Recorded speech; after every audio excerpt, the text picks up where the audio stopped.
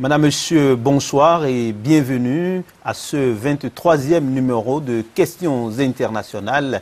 Vous vous rappelez, il y a quelques semaines, on parlait d'un thème particulier, l'Afrique face à la mondialisation. On a dit la mondialisation, c'est un tournant incontournable dans les relations internationales et l'Afrique en tant que telle est obligée de se mettre dans la marche du monde. On a parlé de ce que les relations internationales sont comme une jungle et dans laquelle l'Afrique doit trouver sa place. Alors aujourd'hui, les solutions pour que l'Afrique s'en sorte, nous sommes toujours avec Dr Emmanuel Serigan, économiste et également théologien. Dr Serigan, bonsoir. Bonsoir, monsieur le journaliste. Nous allons aujourd'hui, après avoir présenté le tableau de la situation internationale, des relations internationales, qui constitue comme un marché où les uns les autres cherchent coûte que coûte à tirer leur épingle du jeu, nous allons voir si l'Afrique peut encore s'en sortir. L'Afrique que beaucoup disent qu'elle est maudite. Est-ce qu'il y a de possibilités à ce que l'Afrique sorte de ce trou noir? Oui, en fait, une fois de plus, merci pour cette deuxième invitation pour la poursuite de notre thème précédent qui a eu lieu, je crois bien, le dimanche 23 du mois passé, du mois de mai. Et en fait, il n'y a pas que... Moi, je ne crois pas à la chance. Mais si la chance existait, ce n'est que la rencontre de deux choses. La préparation et l'opportunité. Vous êtes prêt à quelque chose, une opportunité se présente et vous la saisissez à temps. Donc, si c'est dans ce contexte, je dis bien, non seulement que l'Afrique a des chances, mais c'est une chance qui reste intégrale, sans faille. Mais le tout dépendra des Africains. Et c'est en cela que j'ai beaucoup apprécié une des phrases de Ban Ki-moon quand il était de passage le mois dernier, en juin dernier, au Bénin. Il disait que l'Afrique n'a pas besoin d'aumône. L'Afrique n'a pas besoin d'assistanat. En fait, ça veut dire beaucoup de choses. Les autres nous regardent comme, mais qu'est-ce qui leur arrive? Pourquoi ne s'en sortent-ils pas? Si aujourd'hui, on dépeuple l'Afrique, ou on les déplace au Japon, et on ramène tous les Japonais en Afrique, en un temps record, peut-être une dizaine, une quinzaine d'années, l'Afrique sera une superpuissance et le Japon sera sous-développé. Pourquoi? Mais c'est une question d'abord de mentalité. Il y a la mentalité du sous-développement qui nous gêne. C'est-à-dire, à un moment donné, nous sommes tombés dans la théorie de Gobineau. Comte Arthur de Gobineau, qui dit ceci des Noirs. Le Noir, et ceci se passait déjà au 19e siècle. Il dit ceci: le nègre ne sortira jamais du cercle intellectuel le plus restreint. Ce qu'il sait, c'est de manger avec excès, avec fureur. Et il dit ceci: sa joie suprême, c'est la paresse. Et sa volonté suprême, c'est le meurtre. Gobineau nous a classés au bas de l'échelle des peuples. Et nous y avons cru. Et nous fonctionnons selon ce système. Et il est normal que... Je vous donne une toute petite histoire au Bénin. J'étais en mission à Parakou. Et à la police, j'ai vu des engins, des motos jetés, rouillés quelque part. Mais il y a une plaque derrière, une des motos, qui dit ceci: après Dieu, c'est le blanc. Tant que cette mentalité va perdurer, nous n'y pourrons rien. Mais toutefois, il y a de l'espoir. il y a de l'espoir parce que depuis les indépendances, il y a une cinquantaine d'années, les gens ont été à l'école. Le taux de scolarisation n'est plus la même chose. Vous voyez? Et d'ailleurs, quand on prend le thème pauvreté, je refuse. Et moi, je me dissocie du thème de pauvreté d'Afrique. L'Afrique n'est pas pauvre. Le Bénin n'est pas pauvre. Mais les habitants, les Africains, les Béninois sont misérables. Parce que lorsqu'on dit un continent, on dit l'Afrique est pauvre, ça veut dire qu'en fait, tout cela aussi, c'est une guerre psychologique. Nous devons combattre, nous devons reformater notre disque dur. Et à partir de ce moment, il importe que les gens qui ont la conviction que nous ne sommes pas ce qu'on dit de nous, doivent former et forger d'autres consciences. Oui, mais lorsque vous dites ça, docteur Emmanuel Sénégan, pourquoi l'Afrique n'est pas pauvre? Mais l'Afrique n'est pas pauvre.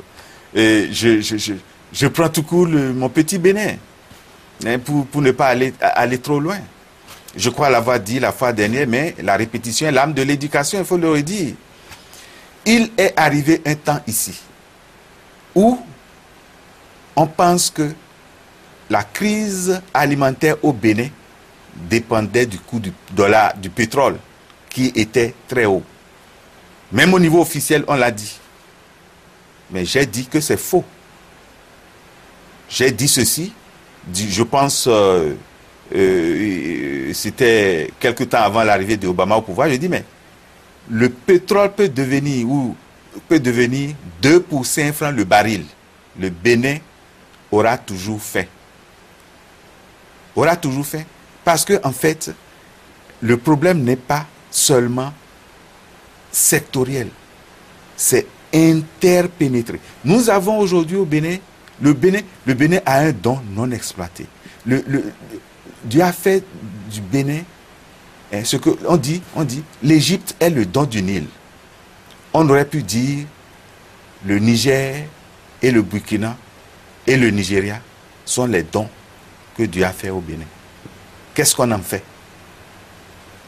Le Niger est affamé. Le Bénin a des terres vierges du nord au sud, de l'est à l'ouest. Le Burkina est dans le désert. Vous comprenez ce que je dis? Il y a même des criquets qui envahissent parfois le Niger et le Burkina, ce que le Bénin n'a pas connu. On dirait que le Béninois ne comprend pas cette opportunité. Aujourd'hui, si le Niger, et c'est constant la famine au Niger, le Bénin devait devenir le grenier du Niger. Et pour le Burkina, alors c'est l'inverse qui se passe. On a beau dire quoi qu'on pense de Blaise, Blaise a posé des actes louables pour son pays et a su vendre l'image du Burkina, près du Bénin par exemple, sur le plan alimentaire. Je veux dire que la tomate, les légumes, etc., là, même le poisson tilapia, ça nous vient du désert. Alors que le Bénin a tout cet avantage. Nous devons transformer nos difficultés en opportunités. C'est-à-dire, quand il y a crue au Bénin, quand il y a excès de pluie au Bénin, il devait y avoir une stratégie de domestiquer l'eau pour l'utiliser plus tard en temps de... Et il y a beaucoup de ces opportunités que nous devons mettre en œuvre pour que le Bénin joue sa partition. Vis-à-vis du Nigeria, je ne vous apprends rien. C'est le plus peuplé marché de l'Afrique. Et pourtant, au lieu de produire, nous préférons importer certains produits et réexporter au Nigeria. Vous voyez notre misère. C'est-à-dire les raccourcis, quoi. Et je pense que le jour où nous allons prendre conscience que il était temps que le Bénin soit aussi une petite puissance de la sous-région. Ce sont les hommes qui ont gâté, mais c'est encore les hommes qui vont reconstruire. Donc il ne faut pas perdre espoir. Et c'est pourquoi il faut investir suffisamment dans des conférences, dans tout ce que l'on peut faire. Je suis invité en Côte d'Ivoire, par exemple, très bientôt, où je serai l'invité d'une des télévisions. Et il faut marteler tout ceci à l'endroit de la jeunesse, à l'endroit de la population africaine. Ce n'est plus seulement béninoise. Je le ferai dans le campus de Bouaké, dans le campus de Cocody. Il faut le faire et au-delà de nos frontières. C'est cela, je crois. Alors, comment l'Afrique peut s'en sortir? On a commencé déjà à le dire, mais nous allons revenir à ce qui est délimité dans le cadre des Nations Unies, puisque il y a quelques jours encore, on parlait du 65e anniversaire de l'acte fondateur des Nations Unies, un certain 26 juin 1945 à San Francisco aux États-Unis. Alors, pour amener les pays en développement à sortir du sous-développement, si j'ose m'exprimer ainsi, les Nations Unies ont trouvé 8 mesures principales. On parle des OMD, les objectifs du millénaire pour le développement. Alors, pour, par exemple, le premier objectif, sortir ces pays-là de la pauvreté et de la faim. Or, nous savons qu'en 2009, le monde a atteint le milliard de personnes qui n'arrivent pas à joindre les deux bouts. Alors, par rapport à cet objectif précisément, comment l'Afrique peut atteindre cet objectif lié à la pauvreté et à la faim? Ce n'est pas la première fois que les Nations Unies nous essayent de concocter des plans de sortie de crise. Et ça ne va pas être non plus la dernière fois.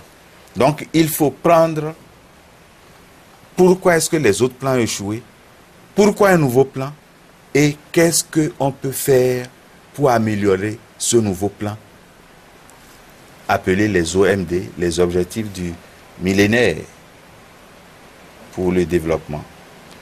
Il y a 8 points. Je ne les ai pas tous en tête, mais j'estime quand même que je vais me prononcer surtout sur les 2 premiers points et le dernier point. Il est vrai que ces 8 points, ces 8 points peuvent être réduits à 6 points. Parce que l'objectif 4, 5 et 6 parlent beaucoup plus de la santé, que ce soit la lutte contre le sida, ensuite malaria, ensuite les maladies infantiles, et la mère et l'enfant. Je pense que tout cela pourrait être mis dans un seul objectif et mettre objectif concernant la santé. Maintenant, dans les cibles à atteindre, on pouvait décliner le sida, malaria et autres, et même l'enrichir davantage. Parce que je n'ai pas vu la drépanocytose, par exemple. Or, la drépanocytose, c'est beaucoup plus une maladie qui atteint plus les Noirs, les Africains. Donc, comme cela ne concerne pas tout un monde, je pense que les Africains sont abandonnés à leur propre sort. Bon, quand on prend la réduction de la pauvreté extrême, c'est le premier point, réduction de la pauvreté extrême. Je l'avais dit au départ que je me dissocie de cette terminologie de pauvreté extrême. Je préfère parler de misère. Même si aujourd'hui on parle de milliards de populations à ne pas manger à sa faim. Absolument, c'est la misère. Parce que quand je prends les ressources dont nous disposons, nous ne sommes pas pauvres par nos ressources. Donc, qu'on ne dise pas que nous sommes pauvres si nous ne sommes pas pauvres par nos ressources. Mais on est misérable parce qu'on n'arrive pas à les exploiter pour notre bien. C'est cela. Donc, je me dissocie de cela. Mais c'est vrai que pour la réduction de la... Je vais utiliser leur terme, tout en sachant que je me dissocie de la pauvreté extrême.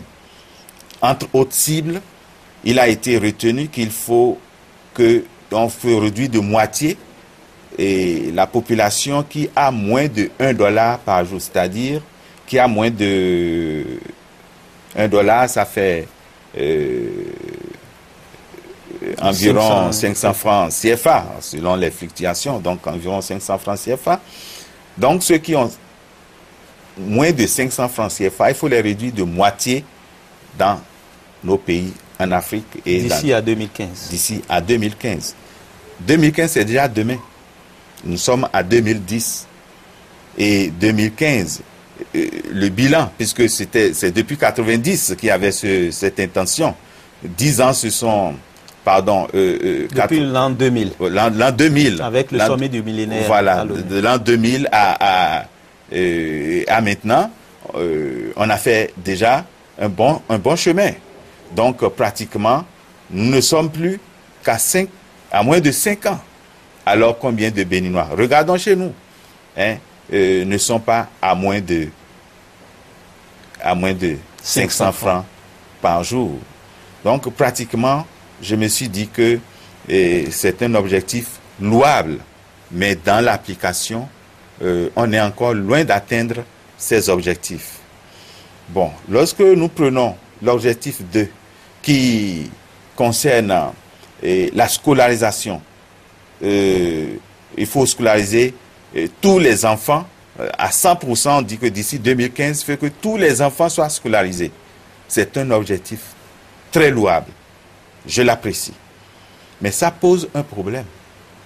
Lorsque l'on se limite seulement à l'éducation de base, de cours primaire, qu'il faut scolariser les enfants, et que effectivement 100% des enfants sont scolarisés, ça va devenir en fait un problème de ce que j'appelle les difficultés de l'entonnoir. Vous voyez l'entonnoir qu'on prend pour, on verse de l'essence dans les bouteilles. La base est large. La base ou le sommet, selon où on se situe, n'est-ce pas? Vous voyez une partie large, mais qui se rétrécit vers le haut. Ça veut dire que si la base est large et que les structures d'accueil au niveau du secondaire, les structures d'accueil au niveau du supérieur sont minces et que c'est seulement au niveau de la base qu'on dit 100%, ça va faire échouer les 100%. Ça va créer des crises, ça va désorganiser le système de l'éducation de façon globale. Donc je pense que au lieu de se limiter seulement à l'éducation de base, il faut tout coup parler de l'enseignement. Bon, c'est vrai qu'on ne peut pas dire que d'ici à 2015, qu'il faut que tout le monde au niveau primaire, secondaire et universitaire. Mais il faut déjà avoir ces objectifs pour dire que si ça réussit en bas, ça va échouer en haut. Donc, et ça va désorganiser même ce qui est en bas.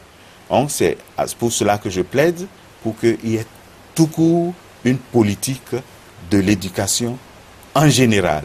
Nous avons parlé de l'objectif numéro 1 qui est de réduire l'extrême pauvreté de faim, même si vous n'êtes pas complètement d'accord avec cette terminologie. On a parlé de l'objectif 2 qui est d'assurer l'éducation primaire pour tous. Alors l'objectif 3 qui est promouvoir l'égalité des genres et l'autonomisation des femmes. C'est tout à fait un point important que j'apprécie. Et je pense qu'à ce niveau, il faut même parler de ce qu'on a, les Américains disent discrimination positive. Ça dit, il fut un temps très longtemps. Et les femmes, par exemple, au Bénin font environ 52%, peut-être plus de la population béninoise. Mais quand il faut les scolariser, vous voyez, on préfère scolariser l'homme à la femme. Et c'est la femme qui va au champ beaucoup plus et porte les fagots et porte le bébé au dos, va venir faire la cuisine, il n'y a pas de l'eau, va aller chercher de l'eau. Il faut une attention spéciale à nos mères. Quel que soit leur âge, elles sont des futures mères ou des mères tout court. Donc je pense que le succès de l'homme doit être vu en grand H. Ce ne sera pas aux dépens du sexe féminin. Donc c'est vraiment très louable qu'il faut sensibiliser toute la société dans ces contextes-là. Le 4e objectif, réduire la mortalité infantile. Oui, comme je le disais tout au départ, cet objectif 4, 5 et 6 pourrait toujours être réduit en un seul objectif, améliorer la santé. Et là, on va prendre les 3 autres, donc plutôt qu'on les cite un à un, je préfère qu'en même temps j'apporte mon amendement à ce niveau-là, de parler de l'amélioration très sensible de la santé. Et maintenant, nous allons prendre le VIH-Sida, c'est ça que vous avez cité? Oui, en point 4, qui est le premier point que vous citez pour la santé, il y a réduire la mortalité infantile. Voilà, réduire la mortalité infantile, c'est tout à fait normal. Je pense que si l'on prend soin, si le point 3 est bien réussi, parce que la femme doit être éduquée, formée. Si elle est formée, ça va agir sur ce secteur de la mère et l'enfant. Ça va favoriser que la mère soit plus éduquée, plus informée et savoir comment vraiment réduire cette mortalité infantile. Et la mortalité infantile, surtout dans nos zones ici, c'est dû beaucoup plus à plusieurs facteurs de malnutrition, des problèmes de malaria, les enfants qui... Mais, et aussi, c'est dû aussi à l'inculture. Nous sommes trop pressés à voir les sorciers partout. L'enfant est malade, on pense tout de suite à quelqu'un qui veut vous faire du mal. On pense tout de suite à votre voisin, à votre famille, à votre belle-mère, les autres qui ne vous aiment pas. Vous voyez, nous sommes parfois victimes de l'occultisme. Il y a aussi une lutte à mener dans ce sens-là. Comment? Bon, mais vous savez, la lutte contre l'occultisme, ça, l'éducation va résoudre beaucoup de ces problèmes. C'est parce que l'homme ne sait pas. Il fut un temps, je crois qu'il y a un roi français qui était mort d'une maladie banale qui est déjà éradiquée aujourd'hui. Vous voyez, à chaque siècle, ces niveaux de connaissance. Aujourd'hui, quand on ne parle plus de varicelle, de variole, c'est vraiment peut-être des épiphénomènes qui peuvent arriver. Même la lèpre, on peut agir là-dessus. On peut agir là-dessus, au lieu de voir ça comme une malédiction et que des gens rejetés de la société, c'est parce qu'il a fait un péché dans une vie antérieure qu'il est revenu encore. Vous voyez, donc même dans la religion, il faut visiter la religion, il faut visiter il y a beaucoup de l'inculture dans nos cultures. Il faut revisiter nos cultures. Il faut voir la partie solide, mais la partie qui nous aliène aussi. Vous voyez qu'il faut... C'est un débat national qu'il faut... On parle d'améliorer, pour le point 5, d'améliorer la santé maternelle. Oui, mais je suis tout à fait d'accord. Et peut-être je pense pour mieux comprendre certaines choses, nous parlons globalement, mais il faut l'appliquer localement. La santé maternelle. Et dans ce cadre globalement de la santé, que ce soit maternelle ou autre, je pense que nos États doivent mettre beaucoup plus l'accent sur le côté préventif au lieu du côté curatif. Et c'est dans ce contexte que je pense qu'il faut développer la pharmacopée. Je vais donner une illustration personnelle. Quand j'étais en classe de seconde ou de première au CSP de Cotonou, j'avais l'hémorroïde qui me brûlait sérieusement. Et j'étais quelque part chez une cousine un jour, et les femmes du Niger, là, on ne se comprenait même pas. C'est avec la main que je lui ai expliqué mon mal. Elle m'a donné une poudre à mettre dans la bouillie. La semaine-là n'est pas terminée. Jusqu'aujourd'hui, je n'ai plus d'hémorroïdes. Alors, je dis qu'il y a des écorces, qu'il y a des feuilles. Vous voyez, laissons de côté les incantations. Tel que vous parlez, je pense que très bientôt, les téléspectateurs qui ont ce mal risquent de vous envahir. Mais je ne connais plus la dame, c'est depuis la seconde, la première. Vous comprenez ce que... C'est pourquoi je dis que non, nous pouvons beaucoup prévenir beaucoup de choses que de chercher à les guérir plus tard et à des coûts plus élevés. Vous voyez, c'est en cela. L'ONU pense également, dans le cadre des objectifs du millénaire pour le développement, qu'il faut combattre le sida, il faut combattre le paludisme et bien d'autres maladies endémiques. Oui, c'est bon de citer le sida, le palu, et comme je le disais tantôt, c'est vrai, ils ont dit d'autres maladies. Mais quand une maladie n'est pas citée, c'est comme si elle n'est pas prioritaire. Et j'ai parlé tout à l'heure de la drépanocytose et il y a beaucoup d'autres mots que nous pouvons citer en général. C'est vrai que tout ne peut pas être fait puisqu'on a mis un thème 2015. C'est progressivement qu'on va toucher beaucoup d'autres points. Mais je dis encore là, quand on parle de malaria, c'est-à-dire le palu, nous devons prendre des mesures préventives. Ça m'a fait j'étais un peu gêné quand certains pays ont voulu aider l'Afrique et nous ont envoyé des moustiquaires comme solution à la lutte contre le paludisme. Ça m'a fait un peu sourire. J'ai même vu quelquefois de nos chefs d'État ou de personnalités haut placées aller à l'aéroport les accueillir. Mais je me suis dit, mais la solution n'est pas là.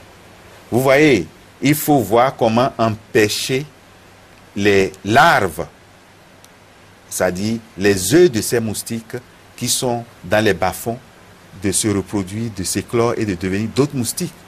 Et je n'ai pas encore vu une politique dans ce sens-là. La lutte contre les marécages et surtout contre les eaux usées. Vous voyez, les eaux usées qu'il faut traiter. Parce que si ces eaux usées sont traitées, quand les autres moustiques, quand les moustiques ne pourront plus se reproduire ou seront très peu à se reproduire, ça va être le début de la victoire contre le paludisme. Alors, si nous mettons l'accent sur les imprégnés, comment on appelle ça déjà, les moustiquaires imprégnés, ça veut dire que notre vision, c'est les moustiquaires imprégnés. Mais qu'est-ce que nous faisons pour traiter les eaux à la base? C'est pourquoi je dis, nos hôpitaux pourraient être dépeuplés. Dépeuplés. Si la pharmacopée était prise en compte, si la lutte préventive était l'objectif principal. Vous êtes directeur de la promotion industrielle au ministère de l'Industrie. C'est vrai que ce n'est pas exactement dans le même sens. Là, vous parlez santé, vous parlez environnement. Mais bon, un État, c'est un tout.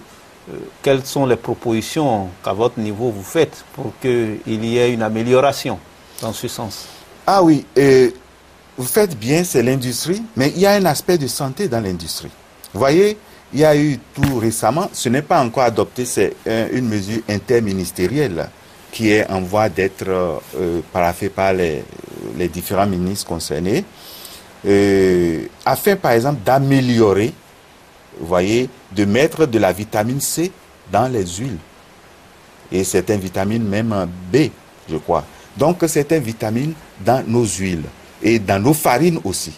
Vous voyez, parce que tout cela va participer à la santé du peuple. Vous voyez, c'est des mesures qui sont en cours, ce n'est pas encore finalisé. Mais je veux dire que même dans cette lutte aussi, vous voyez, quelquefois, le pain que nous mangeons, il y a des produits interdits, des produits prohibés, tels que le bromate de potassium, le bromure de sodium et autres adjuvants, qui sont utilisés par certains boulangers, pas tous, vous voyez, pour faire gonfler le pain. Or, c'est des produits qui sont interdits dans le monde entier, y compris le Bénin, par des tests. Il m'est arrivé que dans le cadre de quelques opérations, à Boycon, bon, mais j'ai dû mettre quelqu'un en prison parce qu'ils l'ont utilisé. À Abomey, bon, à Parakou, c'était la même chose. Ils l'utilisent massivement. Ah, bon, mais lorsque je constate que la mentalité, imaginez-vous, quand vous avez arrêté la production, vous dites, ce produit, c'est interdit. Et ils le savent très bien. Vous dites, coupez l'électricité, arrêtez toute la production. Mais pendant que vous êtes dehors, les ouvriers se pressent de faire leur pain. Les pains spéciaux, bien nattés, très gros. Vous voyez, pendant que vous êtes dehors, et vous venez les surprendre. Et que des femmes qui viennent prendre le pain pour aller vendre et avoir quelques dividendes là-dessus, viennent vous demander pardon, laissez tomber cette fois-ci. Qu'est-ce que les enfants vont manger? Laissez, on va vendre cette fois-ci, prochainement on ne va plus vendre. Le même refrain. Je vous dis, les gens ne se sont pas concertés. Voilà les problèmes de mentalité. C'est-à-dire, on dit qu'il y a la mort dedans. On dit que ça donne le cancer et ça tue la virilité chez l'homme. Un tel produit. Mais vous demandez de laisser tomber pour qu'on vende cette fois-ci et que prochainement. Vous voyez ce que je dis? Mais je veux dire qu'après cette opération, il semble qu'il y a une amélioration, une certaine prise de conscience dans ce sens, pourvu que ça soit généralisé. Alors, le point 7 des OMD, c'est bien évidemment assurer un environnement humain durable. Et à ce niveau-là également, dans le domaine de l'environnement, je pense qu'il y a un gros problème parce que lorsqu'on prend un continent comme l'Afrique, nous ne sommes pas aussi industrialisés que cela, sinon je peux dire que nous sommes sous-industrialisés, mais en matière de conséquences des phénomènes climatiques, nous en subissons suffisamment. Monsieur le journaliste, la fois dernière, pendant notre émission, j'ai parlé de 5 défis auxquels le monde est confronté. Et j'ai parlé de réchauffement climatique. Et pas plus tard que la semaine dernière, tout en continuant la réflexion, je suis arrivé à la conclusion que le plus grand problème de tous les défis auxquels le monde est confronté, ce n'est plus le pétrole, ce n'est plus seulement la défense stratégique, ce n'est plus la mondialisation, ce n'est pas les NTIC, mais c'est surtout le réchauffement climatique qui risque de nous emporter tous. Tous, parce que les NTIC, on peut toujours se rattraper. Et le pétrole, le manque d'énergie, tout ça, on peut toujours voir. Mais le réchauffement climatique aujourd'hui, regardez tous les désastres. Quand vous appelez, il n'y a pas de jour où on va se lever, et il n'y a pas un nouveau pays qui soit en crise. Même la France, toute une ville a été emportée la fois dernière. Des gens étaient montés sur des arbres, sur des toits, pour se faire secourir par des hélicoptères. En Chine, c'est la même chose. Bon, vous voyez, mais tout cela, c'est la perturbation climatique et surtout, c'est l'agression de la couche d'ozone. La couche d'ozone est faite par Dieu pour que lorsque les rayons solaires arrivent directement, ça soit filtré, ça soit amorti pour que le choc que nos peaux vont recevoir ne soit pas des chocs directs. Ça soit amorti, ça soit adouci. Si ce toit, nous sommes dans ce studio, je ne le souhaite pas, mais si ça goûte quelque part, on peut toujours chercher quelques tuiles ou quelques tôles pour recouvrir la partie. Mais si la couche d'ozone est percée, quelle tuile, quelle tôle on peut utiliser? Vous voyez ce que je dis? Pour couvrir ces parties. Il y a des dommages qui sont irréparables et irréversibles. C'est ce que je veux dire. Ces dommages-là sont irréversibles. À un moment où je me demande s'il n'est pas... Mais qu'est-ce que l'Afrique, dans ce sens-là, peut faire concrètement? Je vais achever l'idée. Je me demande si, au rythme de l'industrialisation des pays industrialisés, dont les conséquences se généralisent pour toute l'humanité, je me demande si, à ce rythme-là, il n'est pas déjà trop tard. C'est-à-dire que si même aujourd'hui, on lutte contre le réchauffement climatique, est-ce que les perturbations qui ont eu lieu dans les couches d'ozone peuvent être réparées? Est-ce qu'il y a une technologie pour réparer les couches d'ozone? Pas du tout. Si ce n'est pas déjà tard, le temps n'est plus loin où ça sera irréparable. Alors que faire? Si ce n'est pas encore tard, je dis si ce n'est pas encore tard, ce qu'il faut faire, c'est que l'humanité prenne conscience, collectivement. Vous voyez, de Cancun à Copenhague, et bientôt de Copenhague à Cancun, ce ping-pong n'a pas encore donné un résultat. Les gens se rassemblent, discutent, et vous avez vu le sommet des G8 et des G20 au Canada. À Toronto. À Toronto. Vous voyez, ça ne fait pas encore une semaine. Donc, est-ce qu'ils en ont même parlé? Vous voyez, le problème, c'est que les problèmes essentiels sont mis de côté. C'est l'égoïsme de l'homme. L'homme est imbu par moi et moi seul, et très vite. Vous voyez, ce n'est qu'une concertation collective et que, surtout, l'ONU prenne encore ses responsabilités à travers son Conseil de sécurité, à travers toutes les autres institutions qui sont chargées de veiller à la maintien de la paix. Voilà, la première paix qu'il faut maintenir, c'est la non-agression. La non-agression de la couche d'ozone. Parce que si cela est agressé, tout le monde est agressé. Y compris l'Afrique qui n'en a pas participé. L'Afrique, dans cette histoire, va ramasser les pots qu'elle n'a pas cassés et va payer très cher pour ces pots qu'elle n'a pas cassés.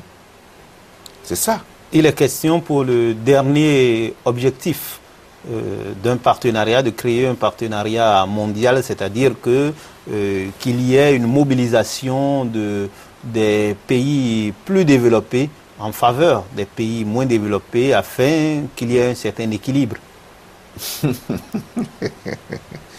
Aïe, aïe, aïe. Je n'y crois pas. Je n'y crois pas parce que les peuples sont en compétition. Vous avez vu que quand les G se réunissent, en réalité on parle de G8, G20, il n'y a que G2 en réalité dans ce monde aujourd'hui. les États-Unis et la Chine. Tout le reste, ce n'est que des détails. Même les Français, tout le reste là, comme on le dit, hein, on n'est pas mieux, quoi. Comme on le dit en fond, mytho-aimé. C'est les mytho-aimés. En fait, l'avenir, c'est détenu par la Chine et les États-Unis. Et tous les stratèges, tous les analystes avertis savent que dans les 20 à 25 prochaines années, c'est même trop, la prochaine superpuissance, c'est la Chine. Ça se déplace vers la Chine.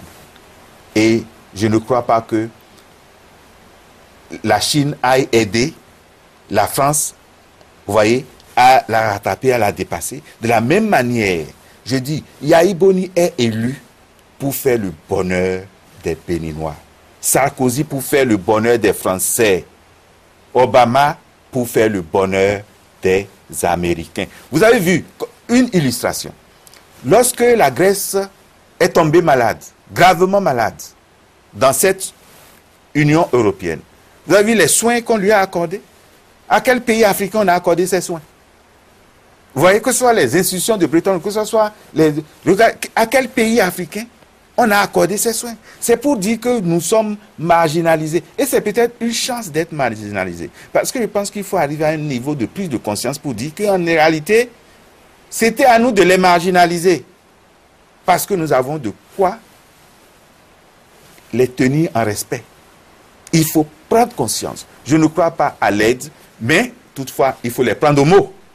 Parce que dans ce partenariat international, dont parle le dernier objectif du millénaire pour le développement, il s'agit, les pays ont pris ont donné leur parole pour que 0,7% de leur PIB soit mise au service de l'aide publique au développement. Mais voyez cette contradiction. La statistique de 2006 dit que l'aide publique au développement était de 104 milliards de dollars. En même temps, je dis l'aide publique au développement, 104 milliards. En même temps, la subvention que ces pays ont accordée à leurs producteurs, à leurs paysans et autres, était de 372 milliards. C'est-à-dire 3 fois et demi plus que l'aide qu'ils ont donnée. Or, nous voyons déjà que la subvention, prenons tout court le coton, vous voyez, le désastre qui se produit au Bénin là, sur le coton, on a vu le président Yahi Boni pleurer tout au début, il ne pleure plus. Peut-être qu'il a compris. En réalité, il faut lever un peu les yeux pour voir que ce n'est pas le Bénin seul. Le Burkina qui est en tête aussi a reculé. Le Mali aussi a reculé. Donc il y a des problèmes qui ne sont pas seulement béninois, c'est collectif. On nous empêche d'exporter. Vous voyez, en faussant les règles du jeu du libéralisme que nous n'avons pas inventé. Vous comprenez ce que je dis? Donc, dans un tel contexte, quand même on va dire, nous on a subventionné, bon, prenez un peu, on va faire croire que vous avez reçu un peu d'aide, etc. Je ne crois pas à cette politique. L'Afrique doit oser se prendre en charge. Tout en ne vivant pas en autarcie. Je voudrais rappeler aux chers téléspectateurs qui viennent de nous rejoindre que nous sommes sur Questions internationales, 23e numéro en date, et que c'est la suite de l'émission sur l'Afrique à l'ère de la mondialisation. Je suis toujours avec Dr Emmanuel Sénégan, économiste et également théologien. Docteur Sénégan, alors nous avons vu l'Afrique par rapport au objectif du millénaire pour le développement. Pour les téléspectateurs, nous allons rappeler bien évidemment ces objectifs. C'est réduire l'extrême pauvreté et la faim, le premier objectif. Le deuxième, assurer l'éducation primaire pour tous. Le troisième, promouvoir l'égalité et l'autonomisation des femmes. Le quatrième, réduire la mortalité infantile. Le cinquième, améliorer la santé maternelle. Le sixième, combattre le VIH, le paludisme et d'autres maladies. Le septième, assurer un environnement humain durable. Et le huitième, mettre en place un partenariat mondial pour le développement. Alors, quand j'ai relu un peu votre livre, géopolitique, géostratégie de l'économie mondiale, défis africains et mondialisation. Il y a eu par rapport, parce que pour amener l'Afrique au développement, il y a eu quand même de la part des chefs d'État et de gouvernement africains, dans le cadre de l'Union africaine, ce projet intégrateur, le NEPAD. Mais vous dites que le NEPAD est un bébé qui marche sur la tête. Pourquoi? Le NEPAD est un bébé qui marche sur la tête et un instrument de mendicité. Le sort du NEPAD, le requiem du NEPAD a commencé. Et il y aura un temps où on va dire qu'il faut un autre projet intégrateur pour l'Afrique. Je veux baliser ce que je vais dire plus tard par l'échec. L'échec programmé déjà des OMD. Les OMD, en fait, ça ne peut pas développer l'Afrique. Ça peut calmer quelques douleurs.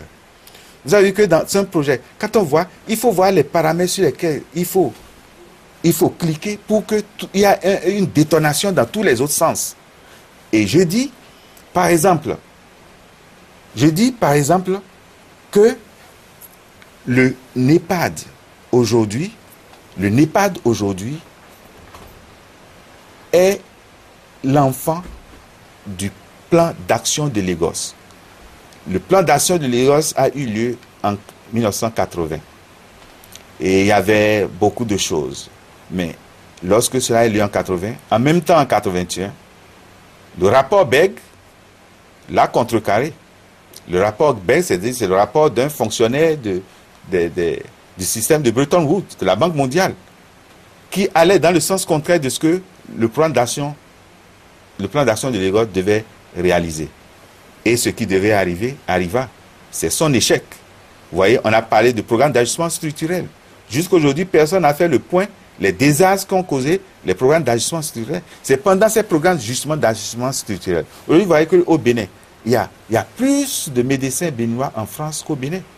Et beaucoup de gens se sont expatriés parce que on leur miroberait de l'argent. Très peu avaient entendu parler, pensaient que 1 million, c'est quelque chose qui ne pouvait jamais finir. Quand on dit départ volontaire, tu as 1 million, 2 millions, 3 millions. Ils abandonnaient la craie, ils abandonnaient les bistouris et ils prenaient de l'argent et ils sortaient pour aller se faire valoir ailleurs. Aujourd'hui, on a besoin de plein d'enseignants. On a besoin de plein de médecins. Dans toutes les disciplines. Mais le NEPAD, un bébé qui marche sur la tête, pourquoi? Et d'abord, il faut dire qu'à l'origine, le NEPAD est un plan combiné de ce qu'on appelle le plan Oméga et le MAP, le Millennium African Plan, fait par ces 5 chefs d'État. Ouad a fait Oméga, il a fusionné avec ce que les autres chefs d'État ont fait. Ça a donné le NEPAD. Mais nous avons vu que on ne peut pas faire le bonheur de quelqu'un à sa place. Il fallait impliquer les Africains à la base pour que ce soit un projet né de la base, porté par la base et vraiment qu'ils y adhèrent. Ça, c'est un des péchés. Dans le NEPAD, je n'y ai pas vu des traces concernant la culture. Je n'ai pas vu des traces, surtout concernant l'utilisation de nos langues pour notre développement. La langue est un facteur de développement très puissant. Regardez les Chinois, regardez les Japonais, etc. Regardez les Asiatiques. Donc, pratiquement, la langue, je n'ai pas vu l'influence de la culture. Aussi, on a vu que la plupart des projets aujourd'hui intégrateurs, on cherche l'argent de l'extérieur pour venir le faire. Or, je dis, je ne crois pas à la politique de la mendicité pour développer nos continents. J'ai déjà parlé de certains projets tels que le fleuve Congo à lui seul suffirait par exemple pour électrifier toute l'Afrique. Pourquoi est-ce qu'on n'a pas mis ça dans les OMD? Pourquoi le terme industrialisation de l'Afrique n'est pas sorti dans les OMD? Pourquoi l'énergie n'est pas sortie dans les OMD? Les oreilles du nouveau millénaire. Vous voyez, les points clés sur lesquels il faut agir, l'eau, l'électricité, etc., ça va permettre l'industrialisation. Ça fait même l'industrialisation de l'agriculture. Docteur Emmanuel Sénégan, le temps qui nous est imparti tire à sa fin. Je voudrais que justement vous abondez dans ce sens-là. Qu'est-ce qu'il faut faire? Quels sont les secteurs qu'il y a à faire pour que l'Afrique puisse vraiment émerger? Je pense que si l'Afrique doit s'endetter, même jusqu'au cou, l'Afrique doit s'endetter pour résoudre le problème de l'industrialisation. de toute l'Afrique d'abord, y compris le Bénin, la même chose. Hein. Quand je parle du Bénin, il y a l'Afrique, le problème. Et d'ailleurs, pour le cas du Bénin, je propose, dans ce cas précisément, que tout gouvernement, tout président, qui qu'il soit, quand il va former son projet de budget à voter, que l'Assemblée vote une loi pour que au moins, quel que soit le PIB, au moins 20%, au moins, ça peut être plus, 20% du PIB à 25% soit réservé à l'énergie. Et ça réparti dans les 6 départements que nous avons, les grands 6 départements que nous avons. On va les répartir pour qu'un gouvernement n'arrive pas pour en faire de chantage. À partir de ce moment-là, l'eau, l'électricité, peut-être, si on l'applique ainsi, d'ici 20 ans, pourra être disponible jusque dans nos hameaux. Parce que c'est le point de départ. Car je l'ai dit, l'énergie est pour l'économie ce que la respiration est pour l'eau. Je pense aussi, dans le cadre énergétique, il faut utiliser l'énergie nucléaire. Il faut utiliser l'énergie nucléaire. Pas seulement le Bénin, peut-être la sous-région peut voir comment avoir une centrale nucléaire. D'autres parleraient de l'énergie solaire, je n'en sais pas grand-chose. Comme vous parlez d'énergie nucléaire, je ne sais pas, l'énergie solaire, qu'est-ce que ça fait, puisqu'on a beaucoup de soleil. Oui, l'énergie solaire, l'énergie même éolienne, il faut évaluer, voir les techniciens, les spécialistes, je n'en suis pas un, mais voir si entre l'énergie, telle ou l'énergie, qu'il faut voir comment les... Parce que dans nos villages, on parle également des énergies renouvelables. Il y a quand même une expérience pilote aujourd'hui, même au niveau des grandes puissances, les États-Unis, ensemble avec le Brésil et autres. En Afrique, qu'est-ce qu'on peut faire pour... Le projet Songhai, par exemple, quand un président arrive au Bénin, partout, même Ban Ki-moon a visité, je crois bien, le projet Songhai. Ça veut dire que c'est une référence. Mais je me demande pourquoi on ne peut pas dupliquer ça dans nos communes. Vous voyez ce que je dis? C'est seulement à Porto-Novo et peut-être à Savalou, peut-être quelque part encore. Mais comment est-ce qu'il faut arriver à dupliquer? Parce que dans le projet Songhai que j'ai visité, ils utilisent aussi l'énergie solaire. Vous voyez ce que... Donc je pense qu'il y a beaucoup de choses. Je veux aussi dire que pour l'Afrique, il faut un centre, un institut d'analyse stratégique. Pour toute l'Afrique, parce qu'il faut anticiper. Il faut des chercheurs de différents fronts qui réfléchissent, anticipent les réponses à nos mots. Docteur, et il faut aussi l'énergie, il faut aussi une bombe atomique pour l'Afrique. Docteur Emmanuel Sénégan, cette fois-ci, c'est fini. Nous allons boucler cette émission. L'Afrique... face à la mondialisation, face aux défis de la mondialisation, l'Afrique à l'ère de la mondialisation. Alors, au terme de cette émission à 2 parties, qu'est-ce que vous diriez? Je dirais tout que, il y a bien sûr, nous avons analysé sur le plan économique, politique, les choses, mais il y a toujours une dimension spirituelle. Tant que ce n'est pas ajouté à analyser les choses, on n'est que des nains intellectuels. Et je vous demande de vous cultiver spirituellement. Et si vous le permettez, par la conclusion de ceci, je crois qu'il faut nécessairement que nous terminons par des mots d'encouragement qui disent ceci. Je pense que pour l'Afrique, il y a de l'espoir, mais un espoir conditionné. Qui dit ceci. Le dernier discours de Moïse à son peuple dit ceci.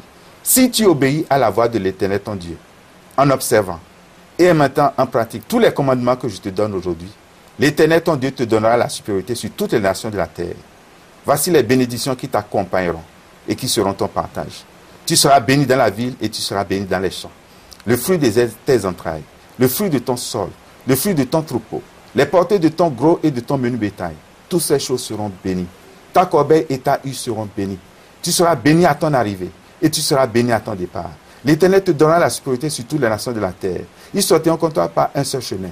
Et ils s'enfuiront devant ta par 7 chemins. Et je veux dire ceci aussi pour le Bénin. Tu seras toujours la tête et jamais la queue. Tu prêteras et tu n'emprunteras point. Tu seras toujours en haut et tu ne seras jamais en bas. Quand l'ennemi viendra comme un fleuve, l'Esprit de l'Éternel le mettra en fuite. Si tu traverses les eaux, l'Éternel sera avec toi. Et les fleuves, ils ne te submergeront point. Si tu marches dans le feu ne te brûlera pas et la flamme ne t'embrasera pas. Shalom. Shalom sur l'Afrique. Shalom sur le Bénin, shalom sur le monde. Paix à tous. Merci. Docteur Emmanuel Sélégan, voilà, merci beaucoup d'avoir été là. Chers téléspectateurs, question internationale numéro 23, stop et fin. Tout le plaisir a été pour moi de recevoir pour ces deux émissions Dr Emmanuel Sélégan, qui a une double casquette, économiste et également théologien. C'est le moment de lui dire merci d'être venu dans les studios de Canal 3 Bénin. Pour vous, chers téléspectateurs, ne l'oubliez surtout pas, le meilleur reste à venir. On reste ensemble et on se retrouve dans 2 semaines.